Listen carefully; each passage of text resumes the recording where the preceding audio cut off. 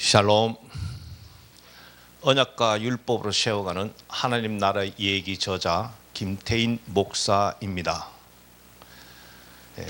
지난주 18번째 전했던 말씀은 사랑은 율법의 완성이라는 말씀의 오해와 진실에 대해서 말씀을 드렸고, 또 오늘 전하는 19번째 말씀의 주제는 율법 위에 세상의 법이 세워져야 한다. 또 창세기 2장에서 얘기하는 안식일에 대한 이해를 도와보도록 하겠습니다. 먼저 율법 위에 그 세상의 법이 세워져야 한다는 말씀에서 우리가 그 말씀 안에서 살펴보면은 바알신에 의해서 하나님 나라의 교도부가 무너지는 것을 성경 안에서 우리가 보게 됩니다. 그 내용을 보면은 아담과 하와는 하나님의 나라의 모형인 에덴 동산에서 언약과 율법을 파기한 죄, 즉 선악을 알게 하는 나무의 실과를 먹지 말라 했는데 먹음으로 불순종의 죄를 짓게 됩니다. 그 결과 그들은 에덴 동산에서 쫓겨나게 되죠. 그 후 하나님께서는 인류를 아담의 원죄에서 구원하기 위해 아브라함을 택하시고 이삭과 야곱과 요셉의 자손들을 통해 이스라엘이라는 민족을 탄생시킵니다. 여호와 하나님께서 아브라함을 택하신 것은 첫 번째, 당시 고대 근동의 모든 민족을 주의 백성 삼기 위한 것입니다. 두 번째는 모든 인류를 아담의 원죄에서 구원하실 예수 그리스도를 보내기 위한 목적에 세웠습니다. 그래서 여호와 하나님께서 두 번째 목적을 성취하기 위해 먼저 아브라함과 이삭과 야곱과 요셉의 혈통을 통해 이스라엘이라는 민족을 탄생시켰던 것입니다. 그리고 이스라엘을 출애굽시키는 목적은 첫 번째, 이스라엘을 애굽의 죄와 노예에서 해방이었고, 두 번째는 가나안 땅에 하나님의 나라를 세우고 이스라엘을 제사장 나라 삼아 열방을 하나님의 나라로 회복하기 위한 목적이었습니다. 그러한 내용은 출애굽기 19장에 자세히 기록이 되어 있습니다. 그래서 하나님께서는 이스라엘을 애굽에서 탈출시키신 후에 시내산에서 언약을 세우고 율법을 주십니다. 그 후 광야를 지나 적과 꿀이 흐르는 약속의 땅을 들어갑니다. 이 과정에서 출애굽 1세대는 율법의 말씀에 불순종하는 죄를 지음으로 모세와 함께 가나안 땅에 들어가지 못하고 출애굽 2세대가 여호수아와 갈렙의 인도 아래 들어가게 됩니다.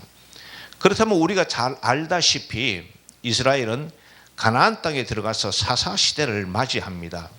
이 사사시대는 이스라엘이 앞으로 어떤 죄를 짓고 어떤 보응을 하나님부터 받게 되리라는 것을 총체적으로 보여주는 예언의 메시지입니다.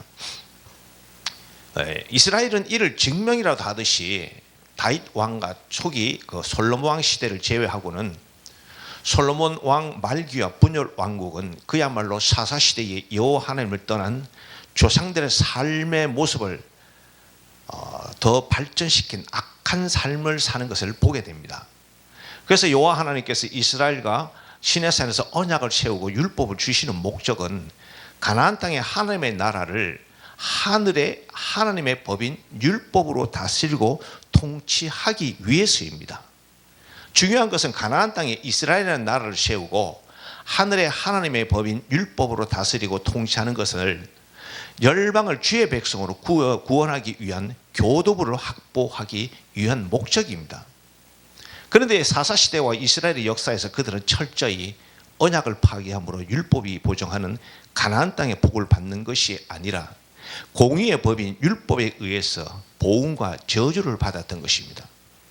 이는 가나안 땅의 바알신의 율법을 통치를 받았다는 것이며 하나님 나라의 확장을 위한 제사장 나라의 교도부가 세워지는 것이 아니라 무너졌다는 것을 반증하는 내용입니다.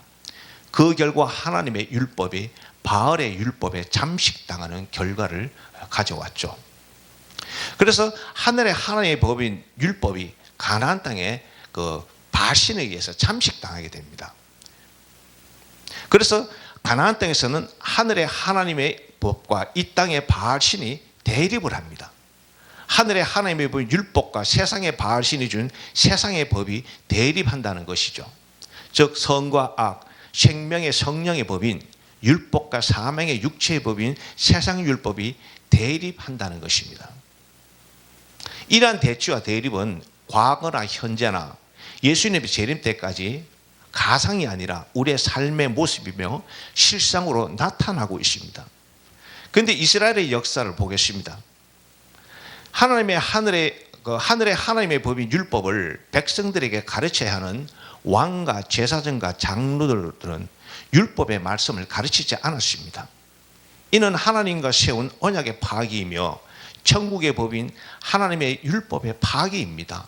그 결과 가나안 땅에서 하늘의 하나님의 법인 율법은 가나안의 바알신의 율법에 잠식당하고 지배를 받게 되죠. 이는 곧 이스라엘 백성들이 우상을 섬김으로 바알신과 언약을 세우고 바알신의 율법을 섬겼다는 증거입니다. 우리는 이를 문자적으로만 이해할 것이 아니라 실제 이스라엘의 역사에서, 우리의 역사에서 이해를 해야 됩니다. 이스라엘의 배교의 역사, 사사시대와 예언시대에 다 이러한 얘기를 기록하고 있습니다. 그래서 하나님의 하늘의 하나님의 생명의 법인 율법이 세상에 바알신의 율법에 잠식당하는 결과 하나님의 나라가 마귀 나라에게 잠식당했다는 것이죠. 하나님의 나라가 당신의 사랑하는 백성들이 이스라엘에 의해서 비참하게 공격받고 있다는 것입니다. 아군이 적군이 된 것이죠. 하나님의 나라의 교도부가 바알신과 바알의 율법에 의해 완전히 무너졌다는 것입니다. 또한 또 서구 교회와 또 교회와 신학교와 한국 교회 신학교를 보겠습니다. 이스라엘이 그들의 역사에서 하나님과 세운 율법을 파괴한 이상으로 기독교 2000년 역사에서 언약과 율법을 철저하게 파괴했습니다. 이러한 사실도 모르면서 하나님의 은혜로 성도와 교회와 신학교가 축복받았다고 실언을 쏟아내고 있습니다. 그렇다면 결과적으로 볼 때 하나님의 율법을 준행하여 복을 받았다면 서구와 한국의 교회가 문을 닫지 말았어야 했다는 것입니다. 이상하지 않습니까? 신학교는 많이 세워지고 목회자는 많이 배출되고 교회도 많이 세워집니다. 그런데 교회는 무너지고 성도는 타락합니다. 철저히 만몬신에 의해서 지배당하죠. 이 땅의 바알신에 의해서, 이 땅의 바알신의 법에 의해서 잠식당하고 있다는 것입니다. 신학교가 성장하고 교수가 많아지고 목회자가 많아지면 교회가 성장하고 성도들에게 바르게 살아야 하는 것이 이치가 아니겠습니까? 오히려 반대로 교회가 무너지고 신학교 교수와 목회자와 중직들이 성도들이 죄를 짓고 타락하는 역효과가 나타나고 있습니다. 역효과가 나타난다는 것은 무엇을 말합니까? 신학교와 또 교수가 하늘의 하나님의 율법의 가르침을 받아 이런 신학생들에게 목회자들에게 성도들에게 가르치지 않고 세상의 바알신의 율법을 배워 가르치고 있다는 증거입니다. 율법의 가르침을 따라 세상의 프로그램을 가르치고 있죠. 그 결과 교회 부흥을 해도 바알신의 율법의 통치를 받는 세상의 방법으로 성장합니다. 이러한 사실을 모르고 하나님의 은혜로 부흥했다고 우리는 말하고 있습니다.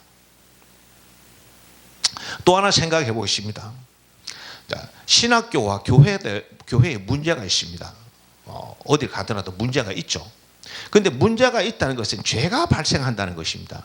그런데 이 죄의 문제를 고린도 교회처럼 바울이 가르치는 하나님의 율법의 말씀으로 문제가 해결되고 그 결과 교회와 성도가 바로 섰던 것처럼 그렇게 되었느냐 하는 겁니다.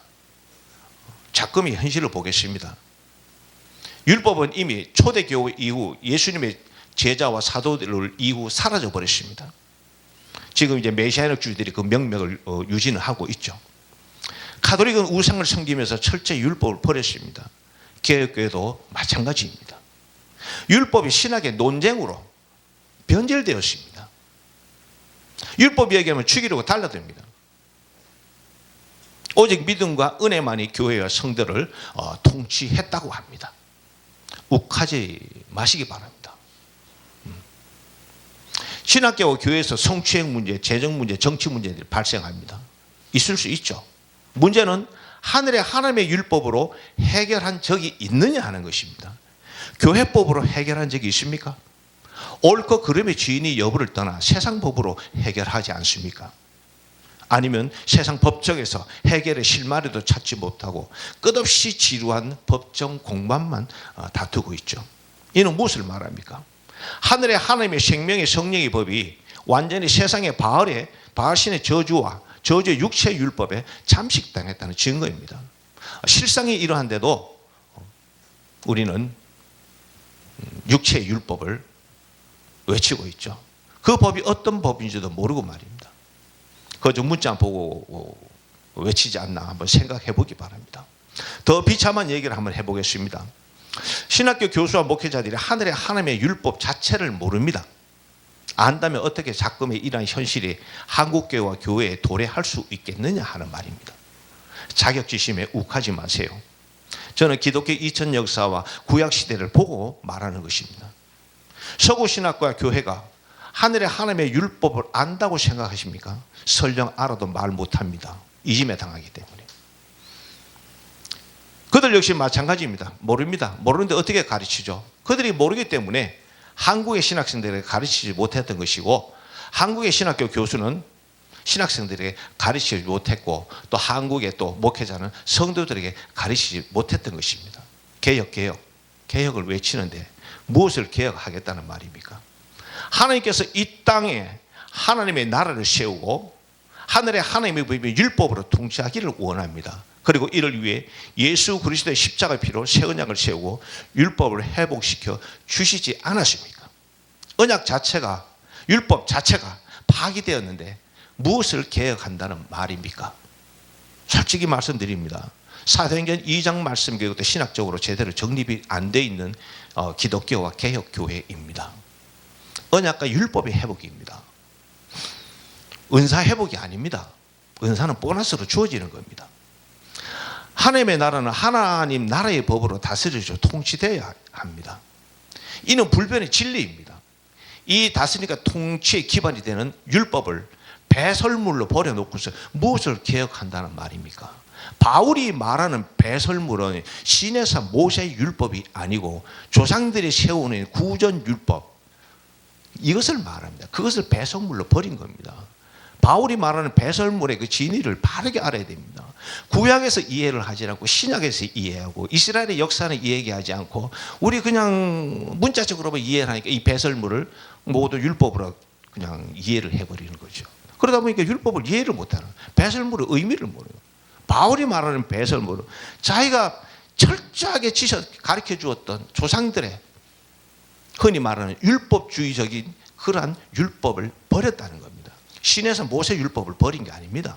그런데 우리는 율법을 다 버린 걸로 배설물로 연 걸로 이해를 하죠. 저는 세계의 그 신학교 교수와 목회자 성도들에게 외칩니다. 한국의 신학교 교수와 목회자 성도들에게 외칩니다. 예수 그리스도의 피로 세운 새 언약과 율법을 회복하라고 말입니다. 예수님은 우리의 죄를 대속하기 위해 두 번 오지 않습니다.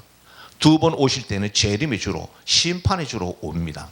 그래서 저는 이 땅에 하늘의 하나님의 언약과 율법으로 통치받는 하나님의 나라를 회복하기 위해 교도부를 확보하는 사명을 감당하고 있습니다. 저는 말씀에 농꾼이 되어 길가 바치든 가시떨기 바치든 돌짝 바치든 옥토 바치든 언약과 율법의 말씀의 씨앗을 뿌리고 있습니다. 또 물도 주고 있습니다. 그러나 자라게 하고 열매 맺는 분은 하나님이십니다. 이 믿음을 가지고 저는 오늘도 이 강단에서 언약과 율법의 말씀을 외치고 있습니다. 다음에 드릴 말씀은 창세기 2장의 안식일에 대해서 이해를 좀 도와보겠습니다. 히브리인들이 창세기 2장의 안식일에 대해서 공방이 있었습니다. 아담과 하와가 피조되자마자 에덴 동산에서 일정 기간 살다가 쫓겨났는가, 아니면은 아담과 하와가 피조되자마자 6일째 되는 날 쫓겨났는가. 이러한 얘기는 이제 우리 한국의 유명한 그 석학이 계십니다.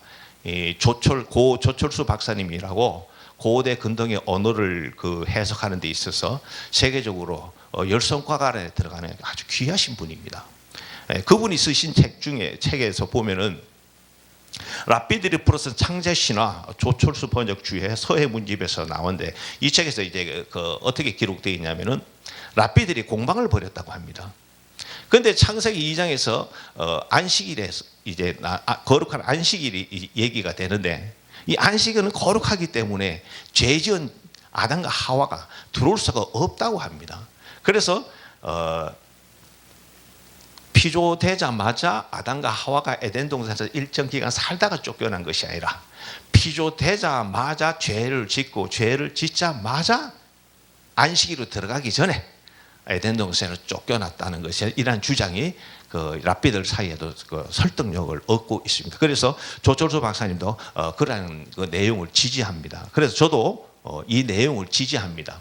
그래서 이 말씀을 왜 드리냐 하면은 지금 이제 뭐 신학교에서도 그렇고 또 목사님들도 그렇고 아담과 하와가 에덴 동네에서도 꽤 오래 살고 있었던 걸로 이렇게 가르치고 있습니다. 그러나 이 안식은 하나님의 안식일에는 거룩하기 때문에 죄인이 들을 수가 없다는 것이죠. 그래서 아담과 하와가 죄를 짓자마자 쫓겨났다고 얘기를 하고 우리가 예배를 드릴 때도 우리가 예배 순서에 지난날에 한 주 동안 지은 죄를 또 고백하고 회개하는 그런 시간이 있죠. 또 그렇게 하는 또 교단도 있고 그렇지 않은 교단도 있지만은 그러한 회개하는 시간이 있습니다. 그러한 시간을 통해서 내가 죄를 씻고 성결하고 정결에 돼 가지고 하나님의 안식, 하나님의 예배에 들어가서 동참한다는 그런 의미가 있습니다. 그래서 우리가 이 안식일이 왜 이렇게 중요하냐면은 안식은 거룩한 것이고 또 이 안식을 통해서 우리가 천국을 들어갈 수가 있습니다. 그래서 제가 이제 조철수 박사님이 주장하는 거나 랍비들이 주장하는 거나 이 말씀을 히브리서 4장 3절에서 가장 정확하게 지지를 해주고 있습니다. 히브리서 4장 3절에 보면은 이미 믿는 우리들은 저 안식에 들어가는도다. 그가 말씀하신 바와 같으니 내가 노하여 맹세한 바와 같이 그들이 내 안식에 들어오지 못하리라 하였으나 여기 말씀까지는 이스라엘 백성들에게 하는 얘기입니다. 그리고 그 이후에 세상을 창조할 때부터 그 일이 이루어졌느니라. 세상을 창조할 때 바로 에덴 동산에서 아담과 하와가 피조되자마자 동산 중앙에 선악을 알게 하는 실과를 따먹고 죄를 짓고 쫓겨났다는 것을 반증하는 내용이 이 히브리서 기자가 4장 3절에서 아주 정확하게 기록해 주고 있습니다. 그래서 랍비들의 공방이나 조철수 박사님이 지지하는 그 내용이 이 히브리서 4장 3절에서 세상을 창조할 때부터 그 일이 이루어졌느니라. 안식에 들어오지 못한다. 그러니까 아담과 하와가 안식에 못 들어왔고 그러면 아담의 후손들이 그 안식에 들어오게 하기 위해서 하나님께서 아브라함을 택하여 이스라엘 백성을 세웠고 이스라엘이라는 나라를 세웠고 출애굽 1세가 안식에 못 들어갔단 말이에요. 그 안식은 가나안 땅이랍니다. 가나안 땅. 그거 들어가지를 못했고 그래서 히브리서에서 이런 안식에 들어가지 못했다, 안식에 들어가지 못했다 하는 이 내용들이 상당히 많이 기록이 되어 있습니다.